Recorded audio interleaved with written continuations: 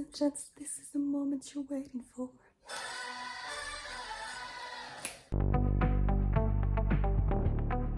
Hello tout le monde, j'espère que vous allez bien. On se retrouve aujourd'hui pour une vidéo que j'avais tout simplement trop hâte de vous tourner parce que là je vais vous parler de toutes mes lectures 5 étoiles pour cet hiver. On va commencer tout de suite avec un livre bien hivernal comme il faut, mais que j'ai lu en été. Non, pas été, que j'ai lu en courant mai-juin, on va dire, et que j'ai adoré. Ça m'a tellement mise dans une ambiance chalet d'hiver. J'ai voyagé finalement pendant une période pluvieuse de notre année 2025. Moi, j'étais dans un chalet. Voilà. Je parle, bien évidemment, du livre L'effet boule de neige, écrit par Clara Hérault, donc autrice française. J'ai découvert cette autrice donc avec ce livre-là. Alors, le premier point fort de ce livre, c'est qu'il se lit vite, il se lit bien, sachant que j'avais peur que ce soit un peu cucu, trop cucu, etc. Que nenni. Ça a été génial, j'ai adoré les personnages. Alors, je vous la fais courte parce que dans cette histoire, ça bouge, hein. Ouh, qu'est-ce qui se passe? C'est pas grave. Dans cette histoire, on va suivre Iris qui a 19 ans et qui est amoureuse de son meilleur ami Charles. Charles qui est de retour donc des États-Unis où il a fait un stage de 6 mois, voilà, et il revient. Et Iris, elle est trop contente, donc elle part à l'aéroport avec le frère d'ailleurs de Charles qui l'accompagne pour retrouver Charles. Et donc, une fois qu'ils arrivent à l'aéroport, et ben, que se passe-t-il?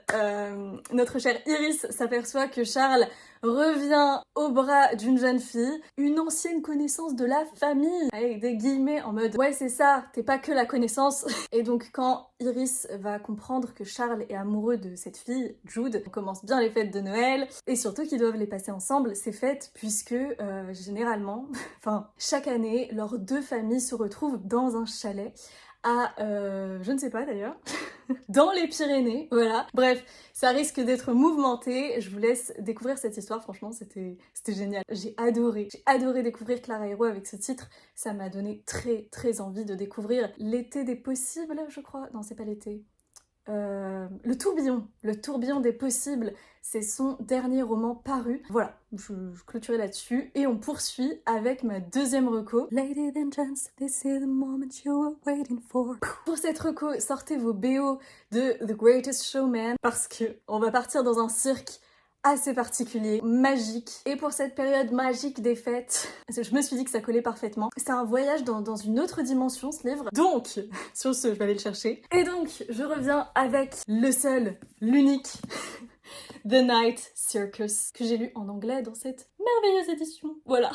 C'est une lecture dont je vous ai déjà parlé il y a fort longtemps. Je la trouve assez accessible en anglais, franchement. Je crois qu'en français, le titre c'est Le Cirque des Rêves. Je suis même très sûre. Et oh, qu'est-ce que c'est que ça? Ah oui, c'est vrai, ticket restaurant. Bref, et donc dans cette histoire, on va suivre deux protagonistes. Ils sont là sur la couverture.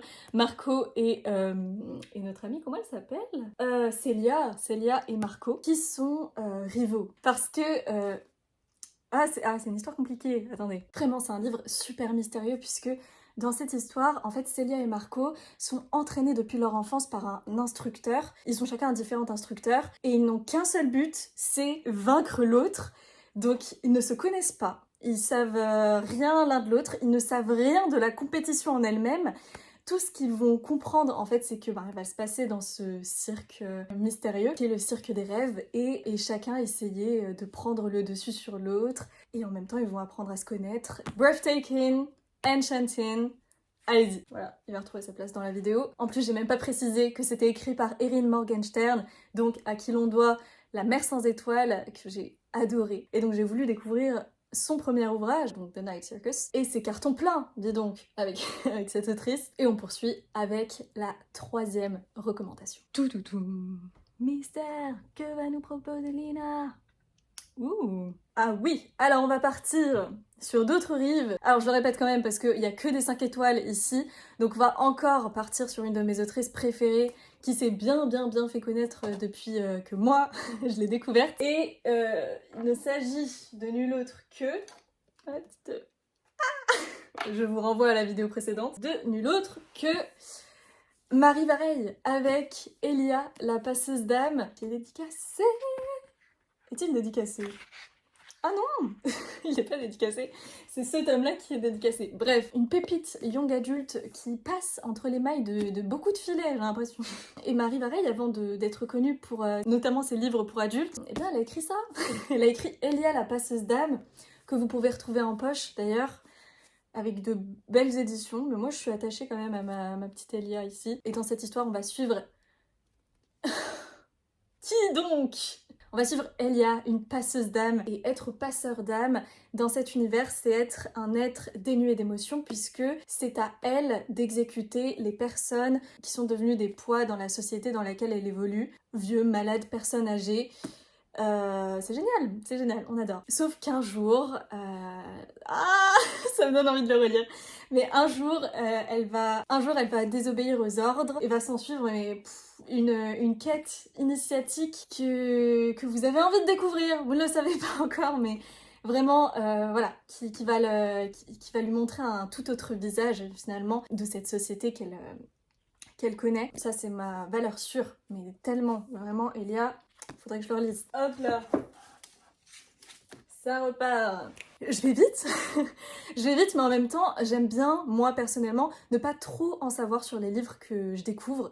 Donc j'essaye de faire à peu près pareil, parce que quand on en dit trop sur un bouquin, moi tout de suite, ça peut potentiellement me divulgacher l'intrigue et puis pas me donner nécessairement envie. Là, je vous laisse du mystère et on poursuit avec la recommandation numéro 4. Et là, on va partir sur une BD que j'ai découverte il y a vraiment pas si longtemps, il y a quelques semaines, et que j'ai adoré, je m'y attendais pas. Donc ça a été un coup de cœur pour, en tout cas, le premier cycle. Ça, c'est un truc nouveau aussi pour moi. J'ai appris que les BD fonctionnaient souvent par cycle. Les 5 premiers volumes constituent un cycle, et ainsi de suite. Et donc, grâce à une vidéo de Steph de Piketty Bookin, j'ai découvert Princesse Sarah, voilà, que je connaissais de nom, mais c'est tout, ça s'arrêtait là. Et je me suis dit pourquoi pas la découvrir en BD, voilà, c'est rapide, c'était en plus, on avait Audrey Alouette à l'écriture, donc l'autrice de Magic Charlie notamment. Il y a aussi Nora Moretti qui a participé à la bande dessinée et Claudia Bocciato, les dessinatrices autrices de cette œuvre. Et vraiment, j'ai eu un coup de cœur, gros coup de cœur, énorme coup de cœur, pour les 5 premiers tomes de Princesse Sarah où on la suit quand elle est plus jeune. Et c'est drôle parce que moi je m'étais dit, bah, quand elle sera plus âgée, je vais plus apprécier l'histoire. Je sais pas pourquoi. Je me suis dit voilà, je vais peut-être ça va plus matcher. Et en fait non, moi c'est vraiment la Princesse Sarah enfant qui m'a marquée et que j'ai adoré découvrir puisque déjà les dessins sont magnifiques, colorée. Sarah, c'est une petite fille qui a beaucoup d'imagination, qui est très proche de son père. Sa mère est décédée au début du récit et on va la découvrir alors qu'elle va aller vivre dans un internat pendant que son père est en Inde. Et je n'en dirai pas plus. Vraiment, faut découvrir, faut pas savoir ce qui se passe. Moi, je savais rien quand j'ai commencé et heureusement parce que sinon je pense que j'aurais pas été autant embarquée, c'est sûr. Et après, ce que je peux vous dire par rapport à la suite, parce que du coup, j'ai lu 7 tomes, 7 ou 8 tomes, c'est 7. Autant j'adore les dessins, c'est magnifique, les tenues des filles, Sarah, etc. Autant l'histoire, à partir du 6e, 7e tome, pour le moment il y a un truc qui me manque là. J'attends un petit grain de sel, quelque chose, parce que bon, j'ai l'impression que c'est un peu plus prédictible. D'une certaine manière, ça me fait un peu moins rêver. En tout cas, si vous avez lu plus de 7 volumes, je crois qu'il y en a au moins 12 de disponibles, mais si vous avez tout lu, bah, n'hésitez pas à me donner votre avis. Et d'ailleurs, j'ai vu qu'il y avait un collector qui était sorti du premier cycle. Lui, je le mets dans ma wishlist mentale, parce que j'ai pas vraiment de... Il est magnifique, je me le procurerai un jour. Ah oui, et ce que j'ai oublié de dire, c'est qu'on se retrouve en hiver dans ce premier cycle. Il fait froid, il fait gris, on est à Londres, enfin bref. On passe tout de suite à la 5e reco que j'ai envie de vous faire, et pas des moindres, puisque là on part sur un gros coup de cœur pareil, en manga cette fois-ci, dont on ne parle pas assez non plus, qui est sorti il y a longtemps et qui s'est terminé il y a pas si longtemps finalement, en tout cas en France. Je vous parle bien sûr de Noragami. Ah, Noragami, donc j'ai vu, j'ai lu, j'ai vaincu. Et vraiment, n'hésitez pas à le découvrir en animé. Après moi, mon petit plaisir, ça a été de les relire plusieurs fois, plutôt que de regarder l'animé plusieurs fois. J'avais commencé à le lire d'abord. Et voilà, dans cette histoire, on va suivre Yato, Yato Gami. D'abord, il faut savoir que dans ce manga, les divinités ont donc forme humaine Et Yato, c'est un dieu qui est complètement impopulaire, que ce soit auprès des esprits et auprès des humains. Et lui, il a qu'un seul dream, voilà, son goal, c'est d'un jour avoir un temple et d'être adoré par les hommes. Et Yato, c'est un peu comme un dieu au chômage, et du coup, il fait son mieux pour essayer, voilà, d'attirer l'attention, de montrer qu'il a des qualités, etc. Et ça lui réussit pas, et un jour, il va faire la connaissance d'une jeune fille qui s'appelle Hiyori, qui va en fait le sauver en pensant qu'il allait se faire écraser. Elle voyait qu'il y avait un bus qui arrivait et Yato il était en plein devant. Sauf que Yato il risque rien bien sûr. Et elle l'a vu à ce moment-là, elle a pu le voir et donc elle a voulu l'alerter. Vraiment elle était à deux doigts de mourir du coup parce que elle fonce alors qu'il y a un bus qui arrive. Et elle va acquérir une capacité de pouvoir voir les dieux et les déesses, les différentes divinités au Japon. Et Hiyori, que vous voyez avec sa queue de chat là, son but ça va être de tout faire pour que Yato l'aide à revenir à la normale. Là je suis vraiment en train de généraliser, mais plus. Il va y avoir un autre personnage, Yukine, qui va se rajouter à cette petite bande, et franchement le personnage de Yato, sa personnalité qui est hyper atypique, enfin vous allez voir c'est... Vraiment, j'ai adoré lire et relire et re-relire Noragami. Après, c'est vrai qu'il y a un peu un moment de down de la série, je pense autour de... Enfin, vous avez le temps, c'est autour du 25e volume, quelque chose comme ça, enfin vraiment de la fin. Et je n'ai encore jamais fini, il me reste le dernier tome à lire. Et sûrement les tomes un peu d'avant pour me remettre les idées. Puisque donc les autrices de la série ont été malades, elles ont eu des problèmes personnels, donc il y a eu des moments où on n'avait pas d'épisode pendant plusieurs mois, et voilà, c'est ok, mais juste faut rattacher les wagons, vous aurez pas ce problème, il y a tout qui est disponible, même en France, enfin il y a tous les tomes.